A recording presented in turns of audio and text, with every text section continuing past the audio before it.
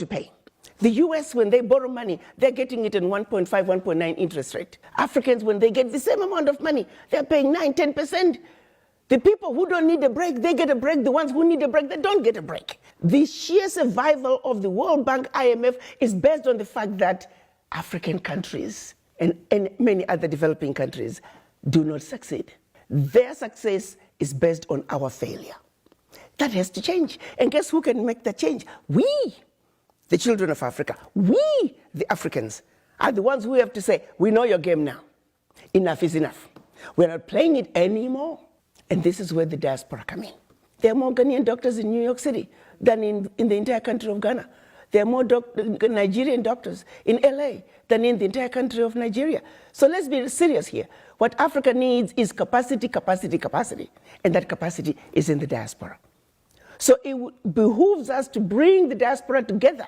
Let them understand what is really going on in our Africa. Diaspora are not going home. Diaspora are angry about Africa because they are not understanding the root cause of why Africa is where it is today. They think getting rid of a president will take care of the problem. Far from it. That president is just going to be replaced by another one who is going to equally suffer from the same difficult environment to work in. So let's look at an Africa that must be free to take care of herself, an Africa that's free from exploitation from outsiders. The multinationals who are stealing from Africa every day in broad daylight. I use an example of the DRC. If you ever fly very low over the DRC, you'll see tarmacs in the jungle. You'll see 747s flying into DRC, picking up minerals and flying right out. The same multinationals are responsible for arming young people and giving them MK-16s. Because why? Their satellites in the skies are telling them where that village is. There are lots of diamonds. So what do? Arm young people, drag them up, and send them to go chop off a few heads. The rest of the village runs away, so they come behind and do their illegal mining.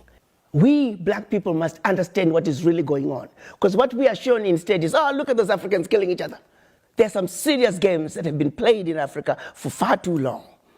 And once we understand that, we can strategize as to how we can begin to bring the difference and bring the change that Africa needs. And that change can only come if the African diaspora are united. And the Wakanda villages, as I call them, it is our organized way of saying, starting with one African diaspora center of excellence, it will be a new city, a developmental hub that we can then take from there.